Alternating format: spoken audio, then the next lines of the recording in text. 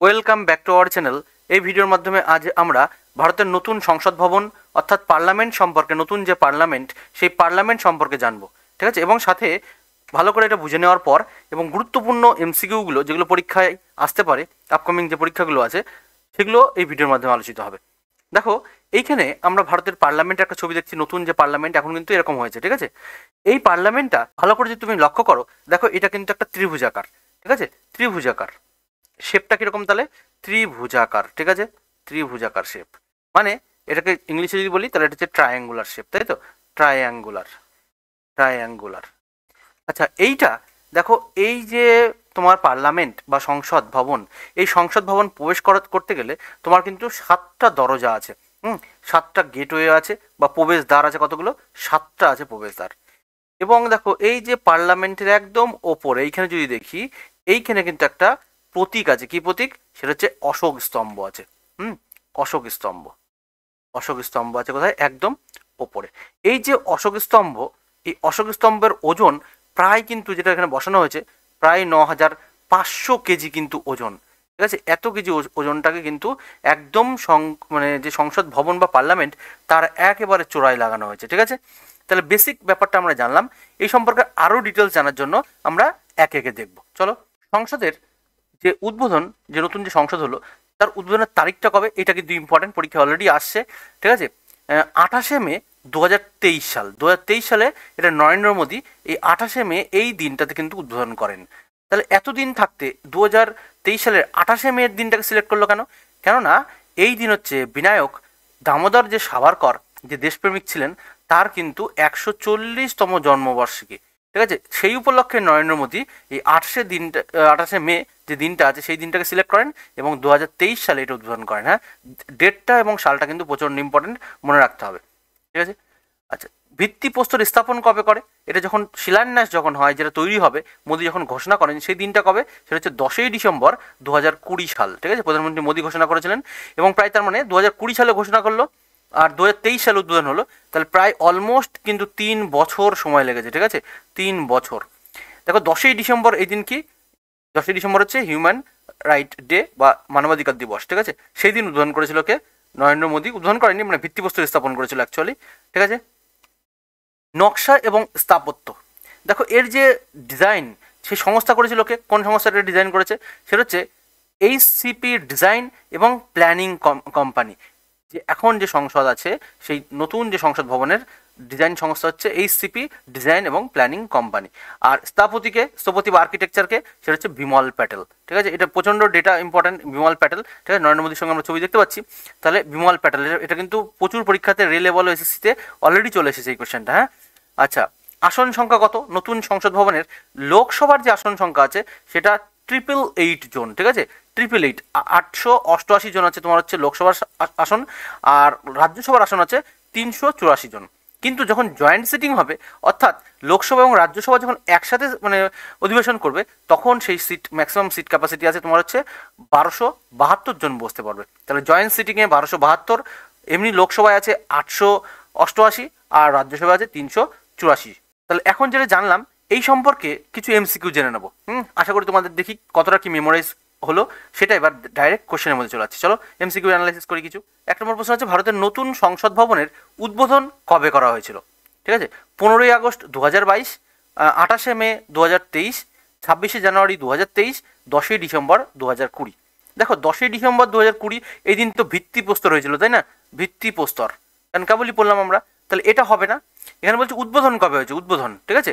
উদ্বোধন বা ইনাগুরেশন কবে হয়েছিল? সেটা হচ্ছে 28শে মে তোমার হচ্ছে 2023। এইটা হবে সঠিক অ্যান্সার, অপশন বি হবে সঠিক। নতুন সংসদ ভবনের উদ্বোধন করেন কে? নতুন সংসদ ভবন যেটা হয়েছে তা উদ্বোধন করেন কে? বলছে রাষ্ট্রপতি দ্রৌপদী মুর্মু, অমিত শাহ, বলছে নরেন্দ্র মোদী, অরুণ জেটলি। এখনই দেখলাম কেবলই, সঠিক উত্তর হয়ে যাবে কি? অপশন সি, নরেন্দ্র মোদী হবে সঠিক উত্তর। নতুন সংসদ ভবনের ভিত্তিপ্রস্তর স্থাপন কবে হয়েছিল? ভিত্তিপ্রস্তরটা কবে হয়েছিল? 28শে মে 2023। 28শে মে 2023 তো হবে না, কেননা এই দিন উদ্বোধন হয়েছিল, ঠিক আছে? 26শে জানুয়ারি 2021, 10ই ডিসেম্বর 2020, এইটা হবে সঠিক অ্যান্সার। 10ই ডিসেম্বর 2020 হয়েছিল ভিত্তিপ্রস্তর, আর উদ্বোধন হয়েছিল কবে? 28শে মে 2023। নতুন সংসদ ভবনের নকশা কোন কোম্পানি করেছে? ঠিক আছে, ডিজাইনটা কোন কোম্পানি করেছে? সেটা হচ্ছে Tata project, HCP design and planning company, L and T construction, NBCC limited. সঠিক উত্তর হবে কি অপশান বি হবে সঠিক, HCP design and planning company. নতুন সংসদ ভবনের স্থপতিকে, নতুন সংসদ ভবন যেটা আছে তার স্থপতি বা আর্কিটেকচারকে বলছে চার্লস কোরিয়া, লে করবুশিয়ার, বিমল প্যাটেল, এডুইন লুটিয়েন্স। সঠিক অ্যান্সার হবে কি অপশান সি, বিমল প্যাটেল। আচ্ছা, লে করবুশিয়ার ইনি কিন্তু চণ্ডীগড়ের ডিজাইন করেছিল, ঠিক আছে, চণ্ডীগড় যে শহর সেই চণ্ডীগড়ের ডিজাইন করেছিলেন কে, লে করবুশিয়ার, চণ্ডীগড়। আচ্ছা, এডুইন লুটিয়েন্স কি করেছিল?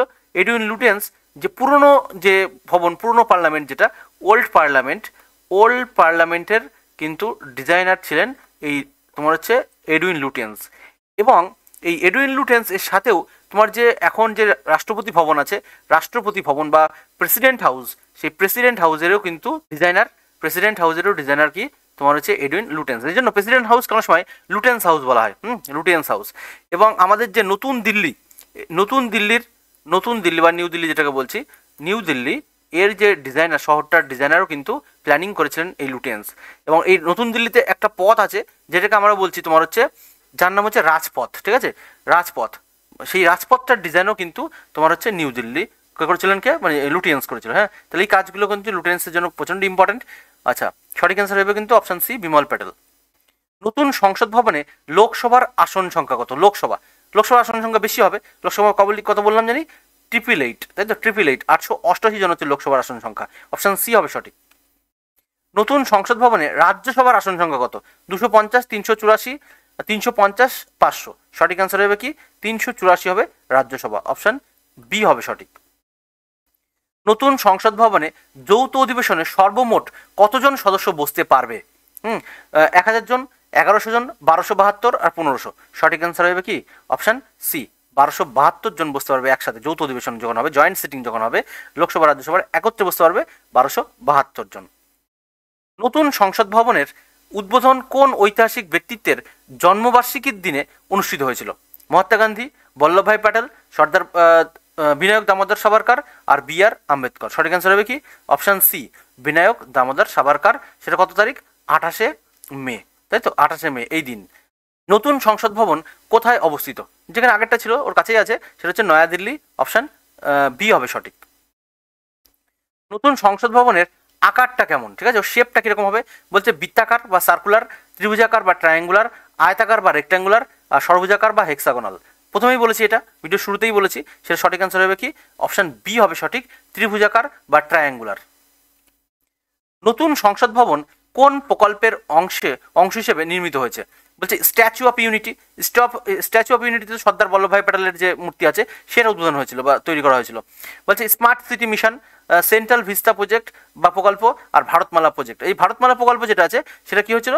রোড কনস্ট্রাকশনের কাজ কিন্তু এই ভারতমালা প্রজেক্ট, যেটা ভারতের চারিদিকে যে রাস্তাটা তৈরি হচ্ছে বর্ডার দিক দিয়ে, সেইটা তোমার হচ্ছে ভারতমালা প্রজেক্টের অংশ। তাহলে অপশান ডি তো হবে না, সেন্ট্রাল ভিস্তা প্রজেক্ট সঠিক অ্যান্সার হয়ে যাবে, অপশান সি হবে সঠিক। পুরাতন সংসদ ভবনের নতুন নকশা করেছিলেন কে? বলছে এডুইন লুটিয়েন্স এবং হারবার্ট বেকার, বিমল প্যাটেল, লে করবুশিয়ার আর হচ্ছে চার্লস কোরিয়া।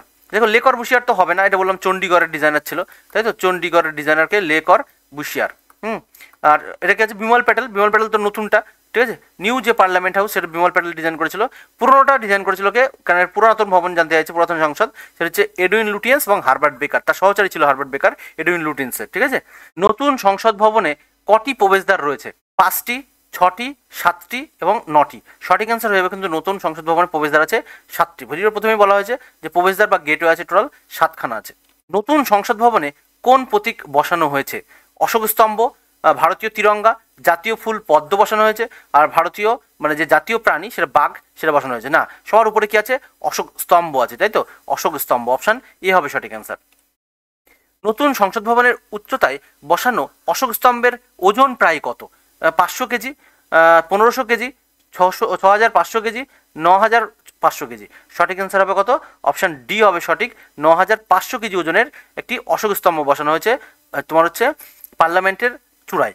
নতুন সংসদ ভবনে তৈরির জন্য প্রায় কত খরচ হয়েছে? নতুন সংসদ ভবন তৈরির জন্য বলছে 500 কোটি টাকা, 71 কোটি টাকা, 2000 কোটি টাকা, 3000 কোটি টাকা। সঠিক অ্যান্সার হবে 971 কোটি টাকা, অপশান বি হবে সঠিক। নতুন সংসদ ভবনের ভেতরে সাংসদদের জন্য কোন আধুনিক ব্যবস্থা রয়েছে?